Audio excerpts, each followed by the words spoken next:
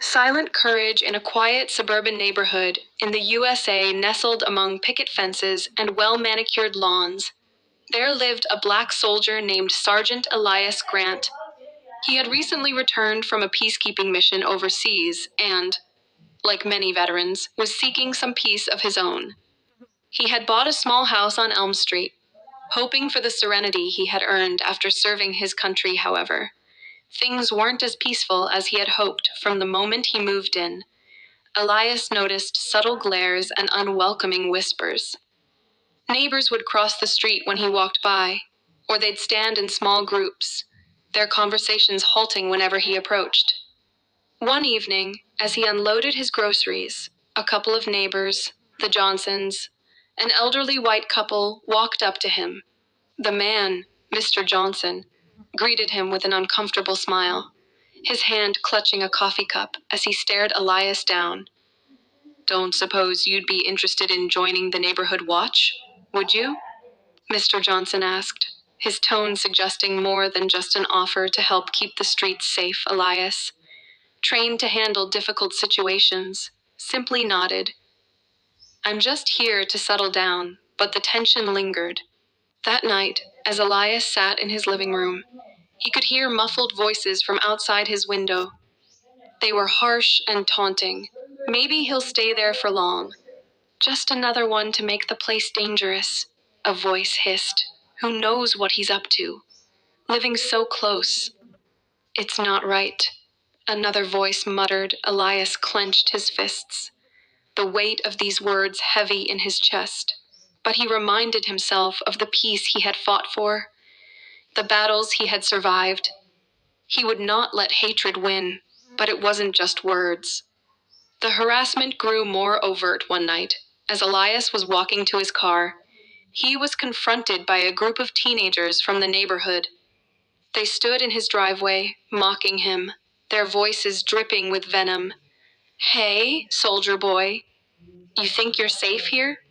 Think you can just walk around like you own this place?" One of them sneered, pushing him as he passed. Elias stood frozen, his military training kicking in. He could feel the anger rising, but he held it back. The situation was escalating, and he knew he had to make a choice then. Without warning, the teenager shoved him again. This time, Elias didn't hold back. His reflexes were sharp, the discipline from his years in service taking over. He grabbed the boy's wrist and twisted, pinning him to the ground with controlled force. His other hand was at the boy's throat, not to harm, but to stop him from moving for a moment. Everything stopped. The other teenagers froze, shocked into silence. In the distance, a car slowed to a stop, the driver watching in disbelief. A hush fell over the entire neighborhood.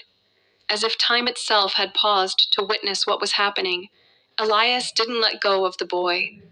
Instead, he leaned in close, his voice low and steady. "You don't scare me," he said, the weight of every battle he had fought in his life behind those words. "But you should be scared. Because hate is a poison, and it will destroy you. It's not just me you're fighting, but your own humanity." The boy, eyes wide with terror, nodded frantically. Elias slowly released him, stepping back. The moment hung in the air, thick with tension. But as Elias stood there, his gaze unwavering, the others didn't move.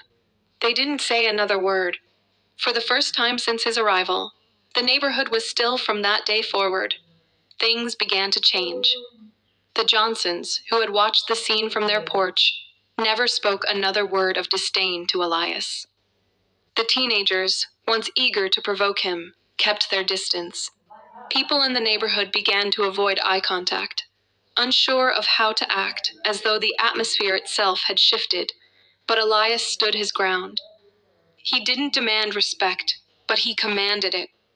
By standing firm in the face of hate, he had made them see the truth that his dignity wasn't for sale, and no amount of prejudice could diminish the man he had fought to become. And in that silence, a small victory was won, not through violence, but through courage.